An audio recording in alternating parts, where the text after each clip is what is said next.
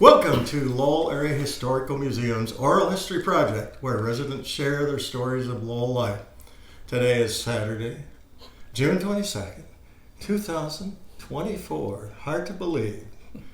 And we're going to travel back to the early days of the 60s and early 70s, to the glory days of rock and roll that was popular with the Lowell youth, and visit with members Dan Lomas, Carl Andrews, and Joe Ellis of the group Trialism.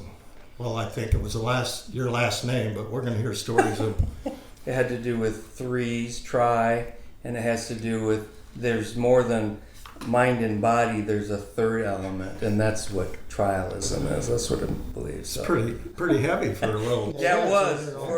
We got it out of the damn dictionary. Yeah, we did. 15-year-olds. That's what that was. We were in my basement. We looked it up in the dictionary. Yeah. Looked for things that said tri because there was only three of us, and we ended up with trialism. So I played bass and I sang. That's my story. And I'm Dan Lomas. Also went to Lowell, graduated 73 too with these guys, and played guitar, sang a little bit too, and we had a lot of fun. We'll tell stories. I'm Carl Andrews. I went to Lowell. I didn't graduate from there. I ended up transferring to Forest Hills. My parents waylaid me to Forest Hills, but stayed in touch and played with these guys. I never actually grew up, so I don't have an answer there. So how was the band formed? You could start with your stories. I think it wasn't trialism, but you can go through however you've got. Okay, well, I'll start it out because originally we were Crystal Ship. no, you gotta go back. No, you gotta go back further than that. Yeah, you'll go back further than that, and then I'll kick in. On the spot. Okay. See that I remember some of this stuff. I wasn't in the band. Okay. I was jealous as hell of you guys because Gary Barber was the drummer. Right. And you guys were in the seventh grade show. talent show. Okay. That's the On the spot. beginnings. All right. Two songs, Mr. Tambourine Man, and Yes. an original. Wow. Do you know the name of the original? That's I remember it. Do you know the name of it? Have no idea. Okay. And an original. I did not remember that either. I remember that. I remember Mr. Tambourine Man. It's sad when their mind leaves them at this age. So two songs in the talent show, Rave reviews, a lot of applause. of course. Of course. And then, what was next, Joe? So that was on the spot. That We was were on talking the about. spot. Okay, so then Gary was gone. Carl was in as drummer, and we became Trialism. What? No. Wasn't You're it? skipping Another over one stuff. before You're that. skipping. Oh my gosh. Oh, Chris then Bishop? we went to the Brain Police for a minute. Oh yeah, Yeah, I think. yeah. That was your sister. Which I use as a password now. That's your sister. That was your sister's idea. Right, yeah. Yeah, She yes. made a drum head cover. Oh, that's You had right. orange stickers that said Brain Police, didn't you? Mm-hmm. And I think he has some in that box. Did you see Brain Police? I didn't No. see What was it. it? Crystal Ship. Which ones were? And they? then the Crystal Ship, that was when we brought in Greg Alchin. Exactly. Yep. It Yeah, was. but that was So still that was a Gary. step before you were there. Yeah, Right. and that was right. you guys were doing a lot of doors, and Yep, we did. it Hence was, the name. that was a fun That's the band. name. Green, yeah. Yeah. That was fun to watch. I remember watching in the Runciman building, sitting there, watching you guys just hypnotized up there. You two were laying on the actual ground. Wow, yeah. Yes. Or no, you and Greg were laying on the We ground were playing- playing the end. The end, yes. Our 15-minute version of the end for the dance, which is a great dance tune. Sure. Yeah. Slow dance. Well, if you're gonna Marathon get slow snuggly, that's the one. Exactly. So yeah, I missed a couple steps. So then, Gary was gone. Carl stepped in, and we became Trialism. And Carl's going to tell us why you stepped in. Okay, I still feel like I should apologize to Gary for this because we were out at my house on Bailey Drive there. Gary and I were out at my house. Gary was hanging out at my house. It was I think a Saturday, and you guys, one of you called and asked Gary if he would come in and rehearse because you had a gig. You had a birthday party, I think it was, to play for. Somebody had hired you for a birthday party. It's like $50 or something. And Gary didn't want to do it. I don't know if it was just because he was hanging out with me and didn't want to ditch me, or he Fear just of didn't want to clowns? do it. Maybe fear of clowns, maybe. Could have fear of clowns. That's always a thing with Gary. And so whoever it was, they put me on the phone and they said, "Do you want to come and play with the band?" So yes, sure, why not? I ditch Gary. I make him go home, and I go to rehearse with you guys. So that was how Trialism was. Wow. Do you remember his reaction to that? He was pretty blasé about it. I don't think he really was interested in playing anymore. Yeah, he just I didn't really care. Because just shortly after that, he sold me his drum set, or gave it to me, or traded it to me, Yeah, or the something. leopard skin one. No, it was white pearl, and mine were yellow mahogany. So to combine them into a big that's drum what you set, did. I covered them all with contact paper, leopard skin. Leopard skin. Sweet. We have those pictures too. Yeah, Yeah. good looking stuff. So we already talked about how the name was chosen, Trialism. We already went through that. Yes. For 17-year-old kids to come up with that. 15. At 15, that's right. 15-year-old to come We're up driving such at a 17, we would have come Such up a with something deep- much better. meaning song. Yeah. So you played bass, Dan played Guitar. instrumentation, guitar, and Carl was on drums. I played drums, and we all sang. We all sang. All sang. Yeah. Who did leads mostly? You and Carl? I mean, I think split between you two. yeah, me too. But yeah, he had his. Oh, you yeah, didn't yeah. sing much back then? Yeah, I sang a little bit. He I did sang Iron Man. I sang Black Iron Man Sabbath, and yeah. junk like that. Yeah, but you harmonized a lot too. Yeah, Yeah, we tried. used all mics. Yep. Yeah, a lot of Grand Funk Railroad. A lot of Grand Yeah. Which Cream. Well, I'm getting into that. Oh, Some okay. of your favorite songs you played. What were some of your songs you Oh, played? jeez. I got a list here that I think Joe sent. You had Dr. Brown, Fleetwood Oh, Mac, this is the play. Mr. Sunday. That's a playlist of. You were doing Jethro Tull, Grand Funk, 10 Years After, and King Crimson. Yeah. Jefferson Airplane, Alice Cooper, Cream, Grand Funk, Birds, Uriah Heep. Yeah. I think probably stretch. for me, was. some of the Cream No stuff was keyboards. the most fun. Tales of Brave Ulysses was a great song to play. It was. Politician. Politician, Yeah. yep. Yeah. You have Toad. Political Man. Toad by Yeah. Cream. Yeah, that was. Toad. Yeah, we did Toad. That was his introduction I into mean- doing a drum solo. Into the Sun by Grand Funk. I like that song a lot. Into the Sun, yep. Yeah. Oh, I Grand did Funk like Railroad. that. Was one of my Mr. favorites. Limousine I Driver. agree. I've never heard of those. Black What was it? Sabbath you have now. Mr. Limousine Driver. Oh, Mr. yeah. Limousine We didn't Driver. remember that Yeah, one that's either when I great first fun. told you about it. Yeah. Have you listened to it And- since? Uh, Since I mentioned it to you? No. Yeah. I- Still a great I tune. think It is a great song. Politician. Are you familiar with Politician by Cream? Dun, dun, Oh, it's great. Great blues song. Yeah. Very good. You got the Who, Spirit. You Dark Eyed Woman. We did I Got a Line. Okay. Yeah. Did we do Vanilla that? Fudge. Yep, Dark Just Eyed to Woman mention on a a hot few. summer night. Yeah. So what was your favorite? You got one favorite song you can remember? They hit on one too that I really love too. Was Grand Funk Into the Sun. I love that song. I think it's a Good bass line? yeah, good bass line. Just a great overall song. It had a real Great good grooves melody to it. to it. The instrumentation worked for us because, we were just three pieces, and that was the first band, other than Cream maybe, that came out where you could just really do with three pieces. Yeah. And was- that kind of spoke to us. What was your favorite, Dan? What one stuck out you like playing, maybe? Probably a lot of them. But Were we doing some Hendrix too at that point? We did. You think so? It was with Gary though, but we did Fire Purple did. Haze. Oh, we Purple did, Haze. We did Purple Haze in behind Rosie's, and we're facing Gary's house, which is 2 houses away. And I can remember Greg improvising the lyrics and kind of taking it in the Greg way. Did we ever play Crossroads together? I love that think- song. I don't think Yeah, we me played too. I it. don't remember playing it. I don't though. think so. Yeah, They get, We did it later in Yeah. life as well. but- Yeah. you did. Yeah, that's you got a that's favorite, the song. Carl? Oh boy, it's hard. I think really one of my favorites was one that was Uriah Heep. I Want to Be Free. Yeah, Yeah. that's the one we did. It was wasn't great. as Vocally, we keyboard couldn't really dominant. pull it off very well, Yeah. but it was just a fun 'cause- song to play. and it must have been 3-part harmony, I'm guessing, because it's Yeah. Uriah Heep. It was. Yeah. Yeah. You and I sang. Well, we did 2-part harmony on the verses. When I wake up every day with no new song to play. You and I sang that part, but then there was this ridiculously screaming high parts at the end. We just Right. decided to Yeah. ignore that. It's our own version. That was a fun song to play, though. How about some performances? Any performance that you sticks out with you that you remember that you got an encore or they were going? Yeah, I think it was that Runciman, that Battle of the Bands, right? Wasn't that one? The Battle of the Bands No, that I wasn't. remember was at Showboat. Okay. When Which we- one was it? A dance we played at Runciman? I didn't play a dance with you guys. That was when Gary and Greg were with you. Yeah, that was I Crystal remember. I'm thinking, the one that's the black and white photos that are. Oh, those Yes. those were at Forest Hills. That was at- Forest That's Hills. at Yeah, Forest Hills. outside, right? Yeah. No, that's not the one I'm thinking of. You're thinking the ones on the stage in, Yes, in yeah. black and white photos. Yes. Yeah, that's at Forest Hills. That's at one of our dances. Okay, it was Forest Hills. Okay, good deal.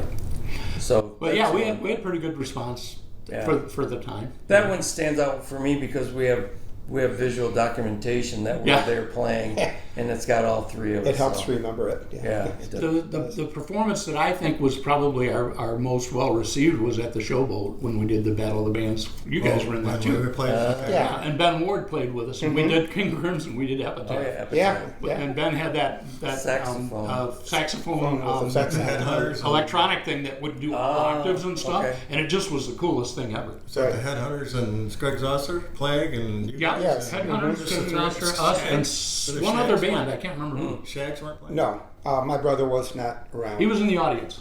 He was the one that was screaming loudly because we were doing Yeah, King you Crimson. talked about that. He yeah. was so He proud loved- of us he for doing loved King it. Crimson. I got Yeah. on that one too, but okay. Any So- funny or interesting stories? And I'll bring up 2 words: green truck. Oh, okay. Yeah. The green truck was our vehicle for getting around, starting early on too. None of us had our licenses yet, so it would be my older sister Nancy that ended up driving us and chaperoning us all around. But we had I think it was a early '60s. It was a Dodge, just a truck, just a pickup It truck. was a two-tone, wasn't it?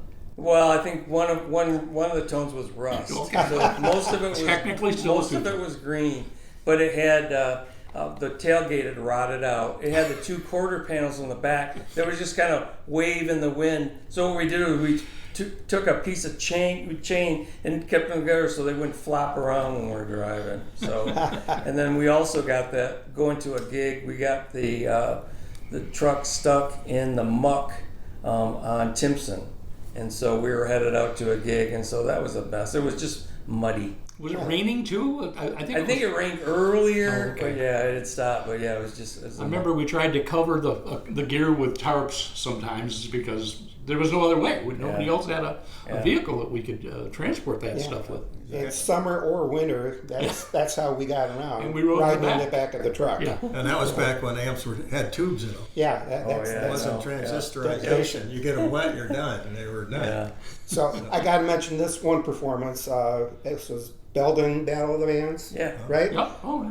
We're playing Do What You Like by Cream, Yeah. and the power goes out. Now, oddly enough, we're playing a song that already had a drum solo in it. Any other band would have stopped. Any other band would stop.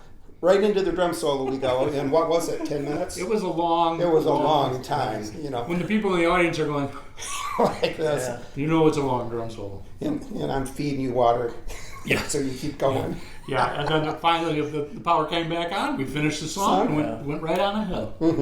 You got a favorite one, Carl? Hit story, funny? I don't know. The stories I have, and I seem to remember for some reason, we played the juvenile home Yes. twice. Yeah. Not just Juvenile once, but Detention twice. Center. Yeah, and I remember being scared to death going in because they were there. Okay, we're gonna load all your equipment in. You guys are gonna set up. You're not gonna be able to get out, by the way. Sure. Oh, they're gonna just keep us here, and I was scared of the crowd. The kids, it turns out, were really cool. Real They were very nice to us, and no one tried to shiv me or anything. We were their Excellent. age or younger. Yeah, That's why. yeah, Yeah. You played Cascade Country Club, too. You remember that Oh, I gig or do. not? Yeah. Played where? Cascade Country Club. Oh yeah, Yeah. Remember that that one? was a birthday party of some sort. I think it was, but yeah, Yeah. that was. I remember Dave Blazo pumping away on the lights. He did lights and We need to give him an honorable mention. Yes, Dave yes. Dave Blazo. Blazo. You rock. And also the PA. Yeah. Yeah. We had a Fender PA and this little power head. It had 4 channels. And the problem with the PA was that we were always running it on, 11. And David Blazo's job was to run the 4 lights that we had. He would punch them on and off with power buttons. He did it with his foot. He had foot pedals for that. Well, they were, I suppose they could be used for your foot. But his other job was when he'd hear the PA go out, he had to go and hit the reset button on the back of it. So after about 8 or 10 seconds, it would kick back in for another 4 or 5 minutes, and then it would pull. That was 8 or 10 times a set. Did you ever do a gig at the Moose when you had to haul all your equipment up the steps? Okay, I got a Moose story. Oh yeah, that's right. We have a Moose story. We played the Moose, hauled all that crap up those stairs. It was hot, and these God bless the guys at the Moose.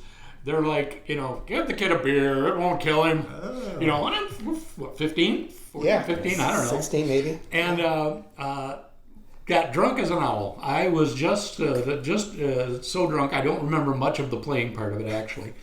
And then we got done, packed up our stuff, and I'm walking to Dan's house with him because I'm going to stay at the Dan's house. Now it's like 1 o'clock in the morning or something. We walked through the streets of Lowell all the way back to Dan's house. Dan's kind of pushing me in the right direction because I can barely even walk. And we get back there. I collapse on the floor. Dan's in his bed, and I'm on the floor next to him there, and just totally passed out. Now, that was a Saturday night, so Sunday morning, I have to be to work at the Forest Hills Country Club. I wash dishes there. Wow. So I have to be to work there. So Dan's dad graciously takes me to work. Dan's in the front seat. Dad's driving. I'm laying in the back seat. I'm like this color. And I don't say a lot, as I recall. I basically just tried to keep them throwing up in their nice Buick Le Mans or whatever. Of course, Pontiac.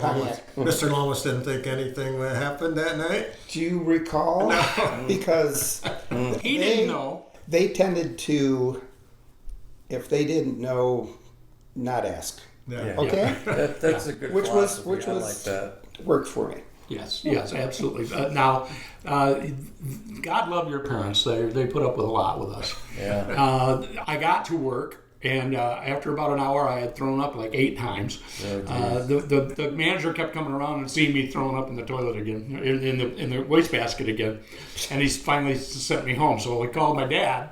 My dad comes to pick me up. I'm green and I'm pale, and I'm like, and my dad immediately knows what happened.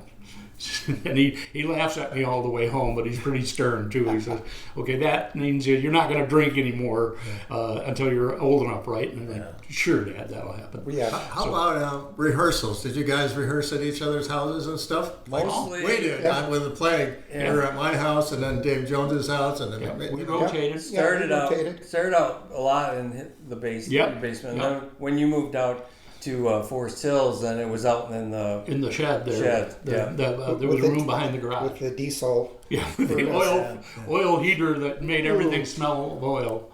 But Carol has to finish the story. Oh, we haven't heard the I end of the thought story it was yet. Which part? Of which story? Of the story of playing at the Moose. Oh, playing at the most. Oh, yes. Oh, yeah. There's The more. most ignominious part. There's more.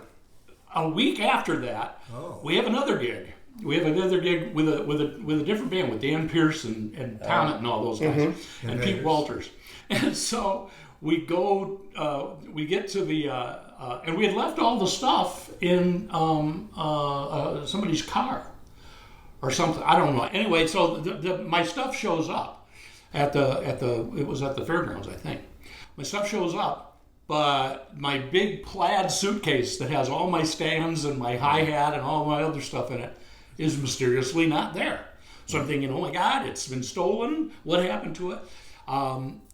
So we put out feelers and we found out it's been at the police station the whole time. We left it on the sidewalk at 1 o'clock in the morning. And somebody turned it into the police station. So luckily and somebody went and got it, I think, and we found it eventually. So I'm sorry about that one. Yeah. I missed the most important. Yeah, that is. Yeah. Great days, the plague had stories. Plus, where else in Lowell would that have just gotten turned into the police station? And so you were talking about rehearsals. So like at my house, I remember upstairs we had a nice, at the time, stereo cabinet with record player and stuff. And a cassette recorder. And a cassette recorder. So we grab that, we take it down to the basement. So, I mean, we're working on songs so we can put on the records, and then also we can record ourselves. Yeah. So, I mean, that was That cool. that got a little tedious, I think, for your parents. Yeah. I'm sure. And they were worried about it going up and down the stairs. At some point, we took a long microphone cord and ran it up through the vent. Oh, yeah. So upstairs, so we would have the microphone downstairs, and then the little 1/8 inch jack that plugged into the I'm going to thing. hit the button, run Yeah, down. exactly, exactly. And Gotta do there what you were got to do. there used to be some early recordings. I don't know whatever happened to them. Yeah. I know. All that early stuff. Pictures, too. A lot of pictures weren't taken. You know? Yeah. Even Oh, the yeah. plague. We don't have a lot of pictures of the plague either. Yeah. The cool thing was that by starting out rehearsing at Ann's house, we had John there too, and John was a huge influence on us early Of course, on. yeah. I mean, And that's why we were doing Jethro Tull and King Crimson and Fleetwood Mac, or early Fleetwood Mac. With his Sears amp. Was that with the Sears amp yet? Or not? perhaps could have been. Sure. And I found this out from my brother later. My brother John's 5 years older. It's like, how did you discover all these bands, right? It's like, if I like the album cover, I got it. I mean, it Is was that as how you simple bought as that. That's how John. Oh. Yeah, that's how John started learning about all of these different artists, and Blood, Sweat, and Tears and stuff like that. It's like, if they had a great album cover, he'd buy it. Yeah. He never heard the band before. Yeah. So you two must have sat in your bedrooms and played a lot. Just We playing? we didn't play together. Hardly ever. No. Okay.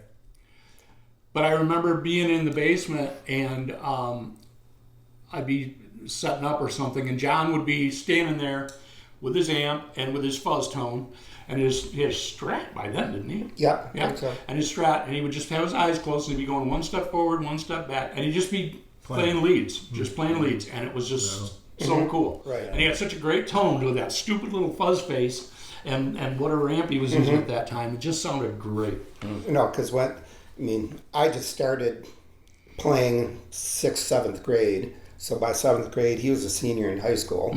Obviously, far better guitar player than me at that point. So, But you yeah. you had some good training, right? Your dad played in the symphony or something, right? Well, yeah, my musical family. So I started on violin when I was 5. Yeah. And my sister, 3 years older, played viola. John played violin. My dad played violin. My grandpa played violin. Dad and grandpa played in the Plymouth Symphony. Oh, wow. So we had a string quartet by the time, I was 5 years old in the family. My mom also played piano. I was So, going to say, I thought you were gonna play so piano. Yeah. all the way around. And then we moved to Lowell, and Lowell did not have an orchestra, so that's when I took up the French horn. They did the musical aptitude test, and I did pretty well in that. So, Do you have any music background in your family, Joe? No, I think most of mine just comes with from my sisters, what they were listening to going back into the mid '60s and into that, and then also influence with the friends like Carl and Dan. Why'd you Those pick up there. the bass? I mean, what did you gravitate to that, or did Oh. you start a guitar and then went? They needed a bass player, so Okay. it was me. That's how it always is. yeah. Yeah. Well, bass players are a dime a dozen, and did you haul a lot of the equipment too? Yeah, I had to make up for the Okay, 'cause I'm a bass inadequacies. player too, so Yeah, we can relate. Yeah. So, and we're always in the background a lot of. Oh yeah. Yeah. Just Not rhythm having a section. lot of musical training, though, I really think that helped us as young people. Yeah. Because I remember distinctly sitting in all of our houses, mostly in the back of the garage at my place out on Burton Street, and just jamming. Yeah. And just playing whatever came into our minds. We'd start with a groove of some sort, and then I would, halfway through, I'd get tired of that groove, so I'd change it all up, and we'd go faster or slower or something. And everybody just did it, and we would go hours doing that. And we were all involved. I don't know if Joe was, but you played French horn in the high school band. Right. You played drums. I played clarinet and switched to tuba. woodwind to brass. Anyway, but did you have? Did you I played the bass in the jazz band. Oh, you We did. had a couple concerts, yeah. Oh, So that was yeah, fun. we had a That was lot jazz of band fun. back in. We did, yeah. I don't remember that. I do, yeah. I remember. Wow. I Wow. got pictures of it. Oh, really? Yeah. I vaguely remember that, Yeah. and I must It have was been in so it. brass and drum. I don't remember who played drums, but drums and the bass. Wasn't me. Couldn't have been. Yeah. Maybe Gary? I'd have to look. Oh, Yeah, good. I think that could have been Gary. Could have been. Because he was that still in one. high school band. He was. He- Yeah. Bill Mills was gone by the time you guys. Well, No. Was he was still there when you guys. No, Mills, Yeah, when I was a yeah. freshman. Oh, I thought he left. Yeah. Okay. Mills was there. But you went on. You had a great music director too, right? At Forest Hills. Yeah, I was I was blessed. I started out with Orville Jessup. Yeah. I love to tell the Orville Jessup yeah. story. It's Oh, because yeah, they're no great. one gave me an aptitude test. I just decided I wanted to be in band for some reason. I think I'd seen Ringo on Ed Sullivan Show, and I wanted to be in a band. And I went in to see Orville. He's sitting in the conductor chair. I think he's a year from retirement, maybe even his last. His year. little office right off to the side. No, he's sitting in the conductor's chair okay. like this. He's half asleep. I go in, everybody's scurrying around. It's before class starts, and I walk up to him. I say, "I want to be in the band." He doesn't know me from Adam. He says, "Well, what do you want to play?" And so I just took a look around, and I looked, and there's the trumpet players are oiling their valves and cleaning things, and the clarinet players are sticking things together and wetting their reeds, and the trombone players are oiling their slides. The drummers are all standing in the back doing nothing, just goofing off. Just absolutely. I said, that's the job for me. That's right it is there. for me. And it worked out very well. And he was really cool, and got me my first pair of sticks that day, and showed me the grip, and got me, signed me up, got me a couple of instruction books. And he was really talented. I had no background or anything in it. And then from there, we got Pat Covey, who was another great band director, great influence on her. She just retired. Pat Covey came in as she can't have been much more than 23 or 4. Yeah, she's fresh out of college. First out of college, and she was a fantastic trumpet player, played in the Grand Rapids Symphony, but she was really young and kind of way more hip than Orville, Yeah. And we used to hang out in her office at lunchtime and before and after school sometimes, and she played cool records for us. PDQ Bach, first time I ever heard PDQ Bach, really? and so we had her for 7th and 8th grade. Freshman year, I had Bill Mills, who was really encouraging to me. Oh, yeah. Right. Big influence. And all through high school, at lunchtime you go hang out in the band room. That's what you did. I mean, Oh, yeah. that's what you The do. real music geeks in the band did that. And then I transferred to Forest Hills, and I had Marion Sanderson, who was a phenomenal influence on me, and really Still stay in challenging me. contact with him, right? Yeah. He's 80, whatever. And he was out plowing his fields the other day. He lives down in Quincy, Michigan. And he's 80-something, survived cancer, everything else. And he still, up until last year, he conducted the community band down in Coldwater. And, just a really great influence. And again, turned us on to all sorts of different types of music, made you have big ears and be appreciative of all the different types of music out there. So It's the same way with Bill. very lucky. Bill was like Did a that lot too. of stuff. Did you had sent an email a month or two ago about where's Bill Mills? No one seems to know. We haven't heard from him. I just had some Christy Yeiter on the one graduate Ron page. Kepker called me, and Jack. I'm pretty sure he's passed. Oh boy.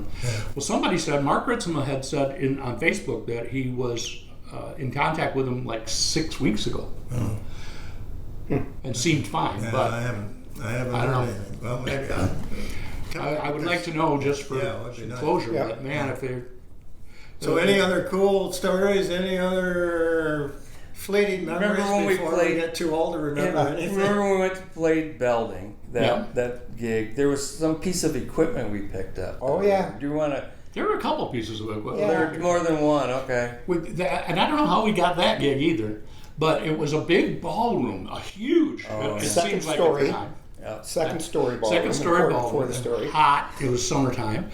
And I remember there was a what we now call a disco ball. It was a mirror ball, and they turned that thing on, and it was dark up there, and the lights just swirled around. It was huge, as I recall, Yeah, it was and it huge. was just the coolest thing I'd ever seen. It was disorienting to walk across the floor with that thing on.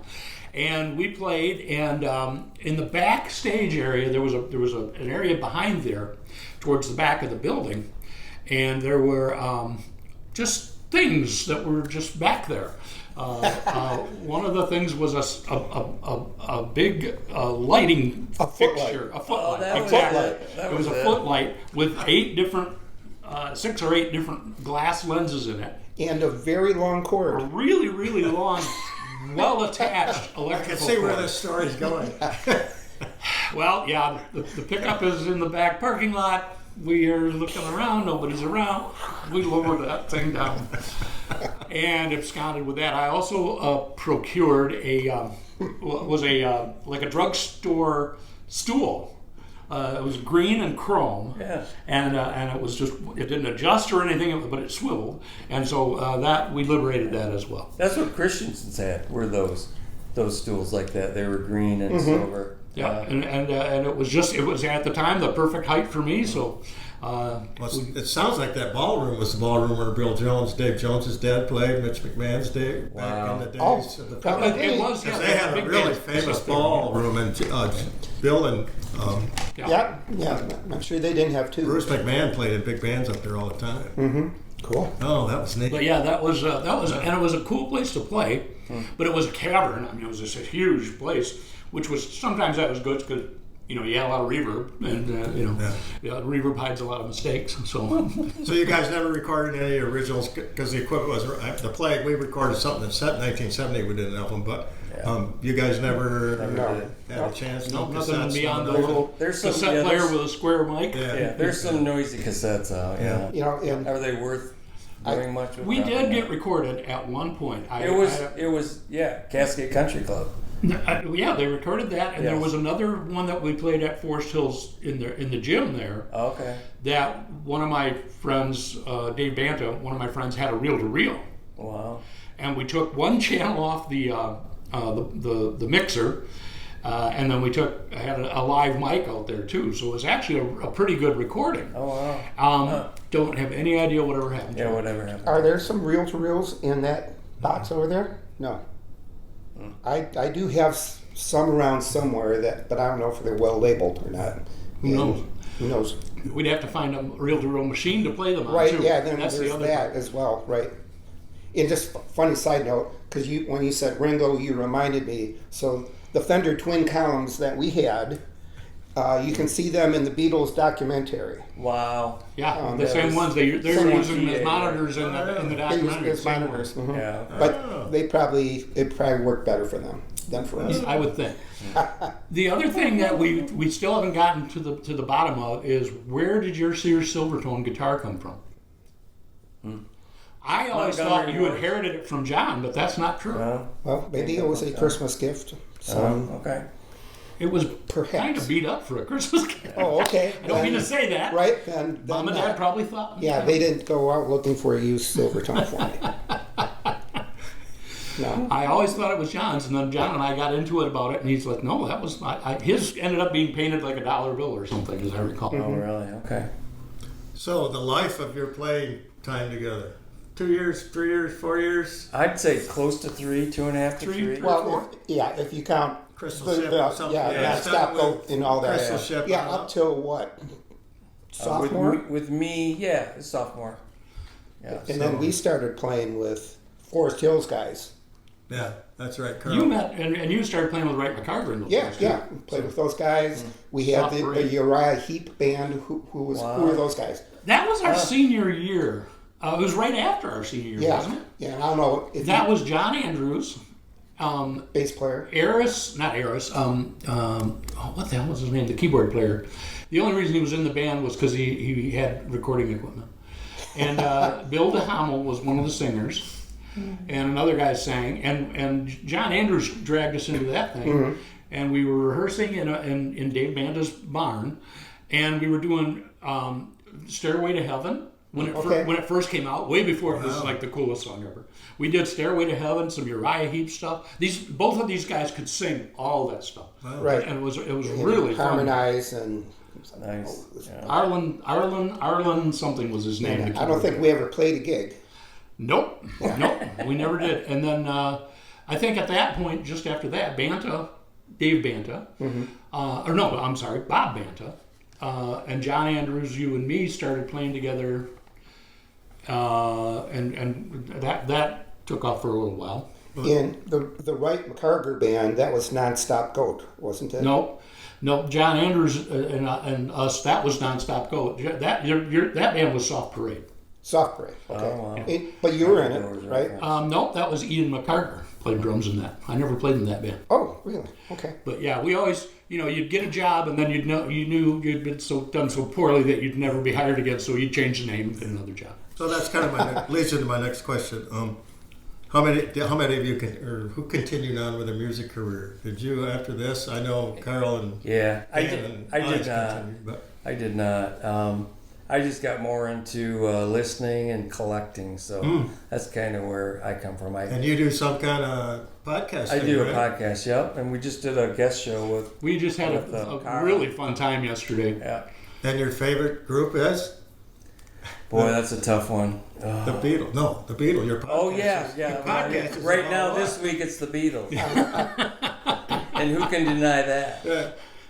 And then Dan and Carl, you guys. Well, you know what? I'm the Yeah, Beatles. well, Yeah. for that, yeah. We went. Our three. We started. Yeah, we were Dan and I were walking across the tennis courts at Lowell one day, and you guys apparently spotted me, or Roger or somebody spotted me, and you guys were looking for a drummer. Rick Troll, my old classmate and teacher, was filling in for you after Gary Everling, I think, left. And then Roger called me up and offered me $137 a week. You auditioned at Stephanie's, and you were with us from 1973 to 1989. And then later on again. And then we took a 10-year break from each other because we all couldn't stand each other. It was just like the Eagles, except none of the money.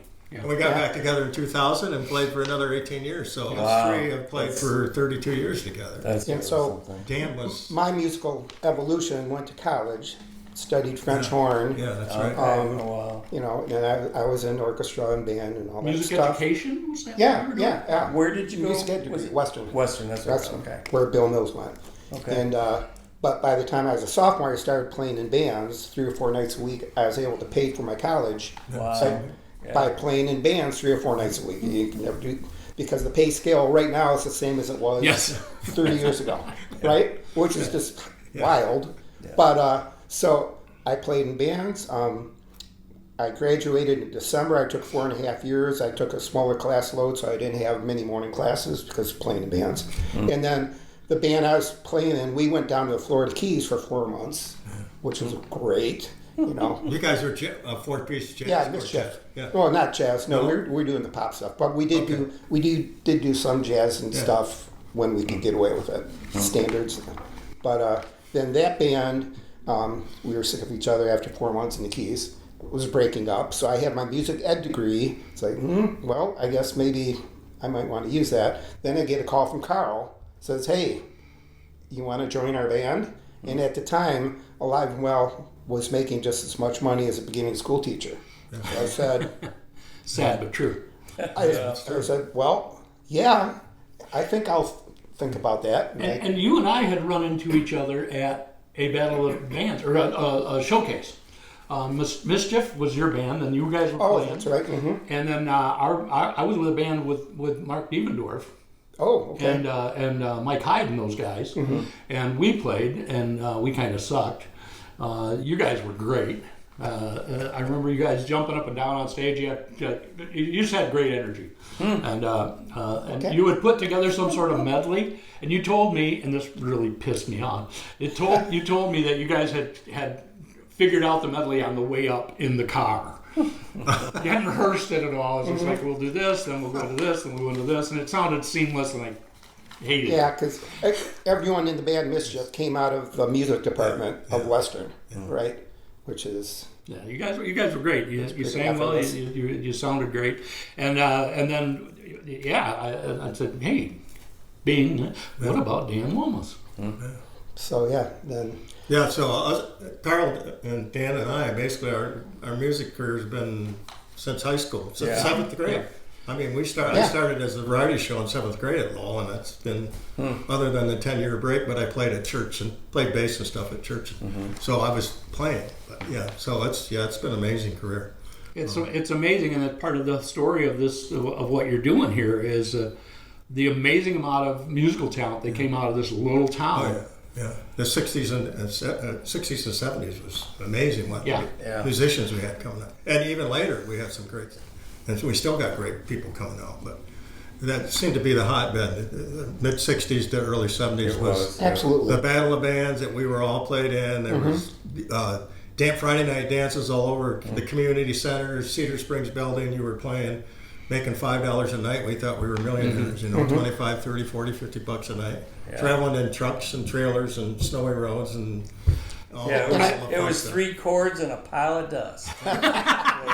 3 chords. I would be remiss if I didn't mention that before I started playing with these guys, when I was in 6th grade, and I really don't know how this happened, I don't know how they found out about me, but a young man named Dick Vanderwerf at Lowell, who was, I think, a senior at that point, or maybe had graduated, Ron Anderson, Vince Meyer, and John Will, who went on to be in Horsefeather and a bunch of other bands. John Will did? Yeah. Horsefeather with Damstra and Ron Burke and all those guys? He was in Horsefeather. Oh, wow, I didn't know that. And my brother-in-law ran sound for them. yeah, That's right, he did. That's right. John Zimzak. Yeah. So, but somehow they found out that I played the drums, and they asked me to come over. We were at Ron Anderson's house outside on a cement slab at their farm there, not a couple miles from here.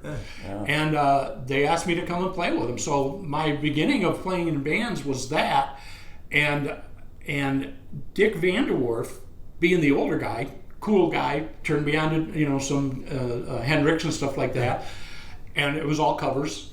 And then he also encouraged me to sing, which was really strange. Drummers didn't sing, but I had been, when I learned playing, when I was just playing along with Beatles records or anything, I always sang along. So I kept singing, and then he encouraged me. So the first time I did a lead song was with that band, and so I ended up learning to sing and sang with all the bands that I'd been in. Yeah. Well, you did a lot of leads in Alive and Well. Yeah, You did, yeah. far too many probably. Another guitarist from Lowell that I remember the name kept popping up was Doug Slocum. Oh, gosh. Oh, yeah. The Yeah. Shags. Yeah. Fantastic player. Yeah, I mean, Yep, him and my brother were. Yeah. That's Really what good I friends. thought they Yep. were. Were yeah. they in the Shags together? Yeah. Okay. Mike Jack's on bass, right? Yep. Pat And He's on Goggins. drums. Okay. Yep. Yep. Yep. Yeah. Technically, I think the first band that I saw live, I think, because I remember they were up in the upper deck of it was a dance at the high school. I wasn't in high school, really? Oh. but it was on the upper deck where the wrestling team used to practice. There was a dance up there, and I remember climbing up the bleachers and sitting on the top because I don't think I was supposed to be there for some reason. So, but yeah, I remember watching them and going, wow. Pat Goggins was, I told him that story later on. I said, you were one of the first drummers I ever saw live, and you were the coolest thing I'd ever Well, I seen. like Mike Jackson because he played bass, but he went and bought those custom amps. Oh, yeah. Oh, And yeah. it was a silver one. Yeah. So when I got asked to play in the Plague, my dad and I went down to Middleton's Music, and I got a silver custom amp. I wish I still had that. Oh, man. And a Gibson, the Burgundy Gibson, and I play left-handed. They didn't make them back. Right. Yeah. So, they had to switch the bridge and, all the control knobs as if that mattered back then. Yeah. Because we were just doing Gloria and hey Joe and, all that stuff. But Yeah. I wish I still had that bass, though. It was number 13 off the line. So The serial number was number it would have been 13. Wow. I traded it with Donnie up at Belding for a precision, Fender Precision. Okay. Which you didn't keep very long, as I recall. No. I got the jazz. Yeah. Yeah. Dan Pierce had one of those too. Did he? The custom. Yeah. Yeah, I borrowed it from him. It's on that stage where those black and white pictures are taken. Oh, really? Yeah. It's in the Yeah. background Yeah. there? Yeah. Oh, I'll I look borrowed that it again. from. Wow. Uh-huh. Well, I hate to bring up the last thing, of course, because we're all getting old, but any band members that have passed that you have played with over the years, I think we're still pretty good shape, really. Yeah. Surprisingly, I don't know about. I mean, Yeah, they're all. well, I can think of one. we were introduced to when we played Rosa Park, Alive and Well with us three, and Alive and Well, and we were introduced as being together for 43 years, and they are alive and well. No? So far? Descriptive. So Wow. far, so good? You know, so. Haven't checked Dale's pulse in a while? And you have video of that one, Yeah, right? oh yeah, Rosa? yeah. I still have the Yeah. video of that. That's one of the best videos alive and well. Neat. It's perfect, great sound. Yeah, I remember. But it was that whole atmosphere. I remember watching you guys and being so envious, and I remember watching Rick Cease playing drums. I think, and that was at the Runciman. I remember, because I remember you guys did Ramblin' Gamblin' Man. That I'd never heard that beat before, and I went home that night and practiced that beat until I could do it. And I think I told Rick. Well, that we were the same way. There was the Headhunters and the Shags and the, Yeah. you know. And Roger talks about McNaughton, who's a keyboard player in Alive and Well, talks about seeing Jerry Adams, which was you know, my brother-in-law and Cindy, and he was the lead singer in Alive and Well.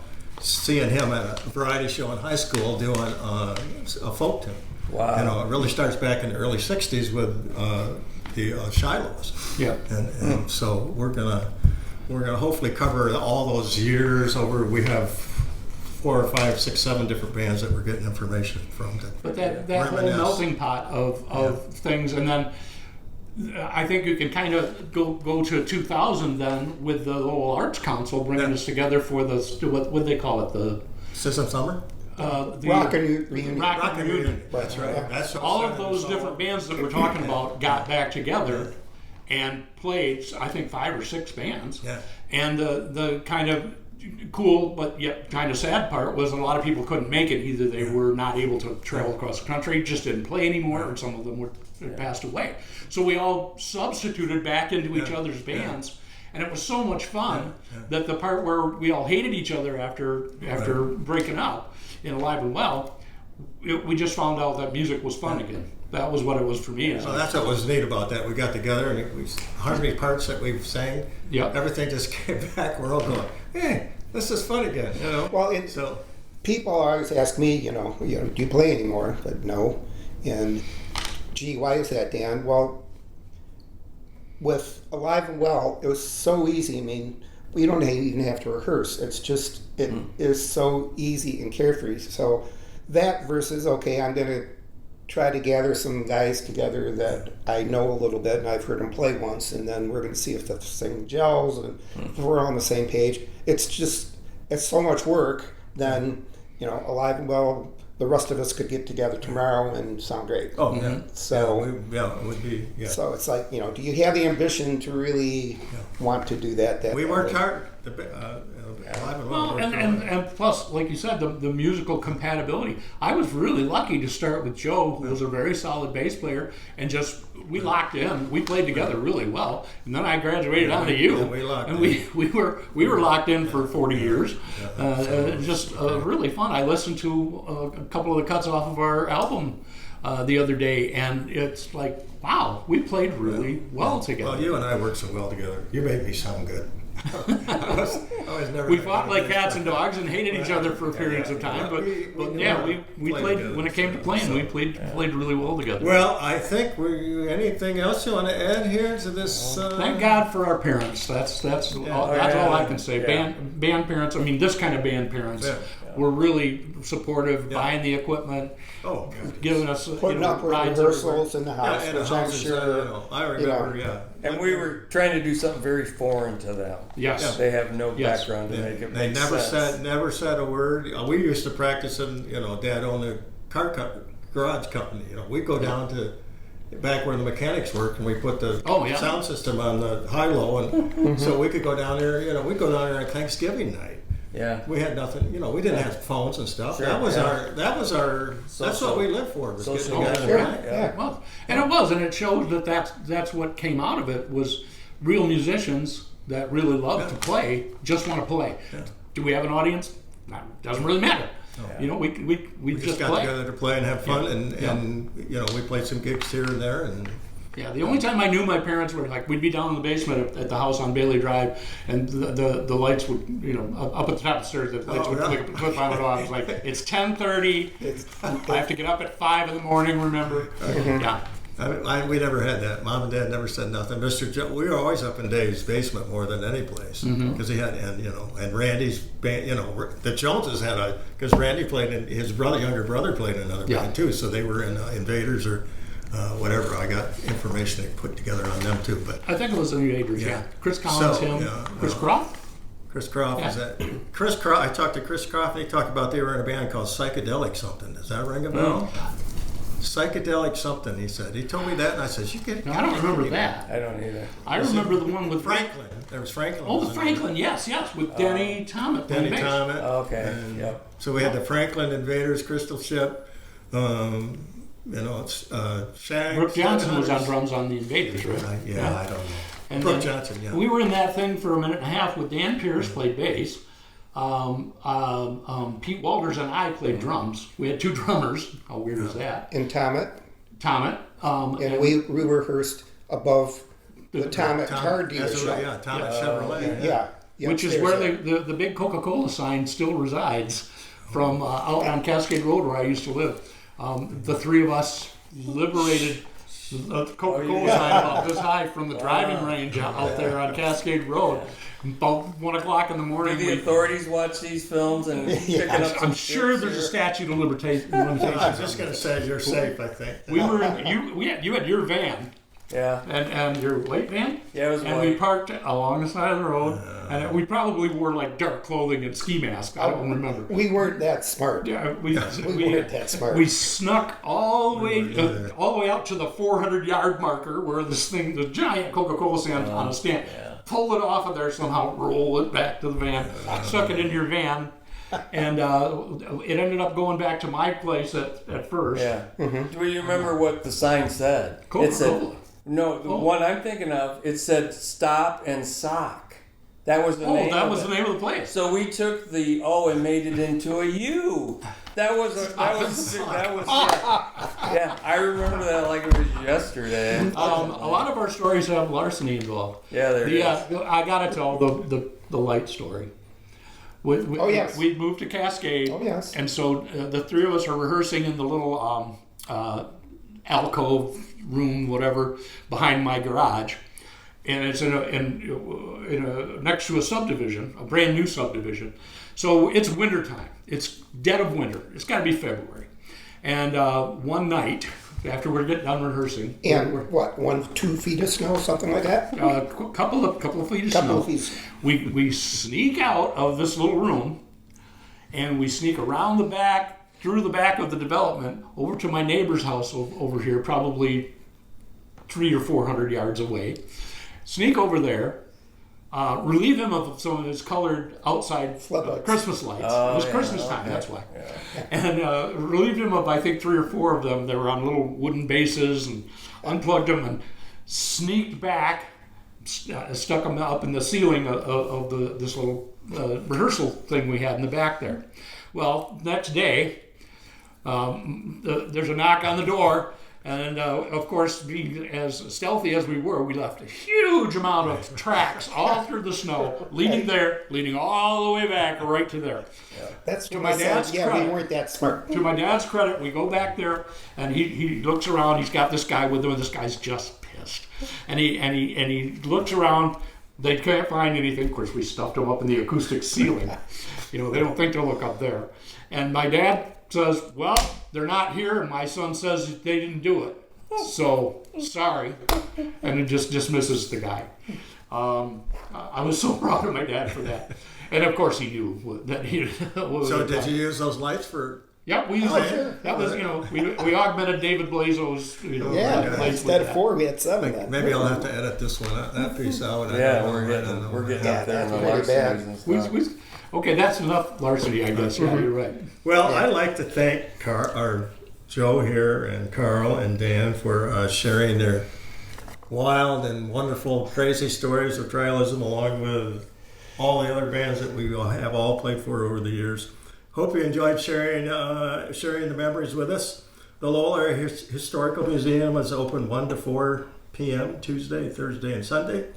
You can also see the website, lowellmuseum.org, to enjoy more oral history projects, interviews, and Lowell community members, as well as Lowell history. Till we meet again, cheers.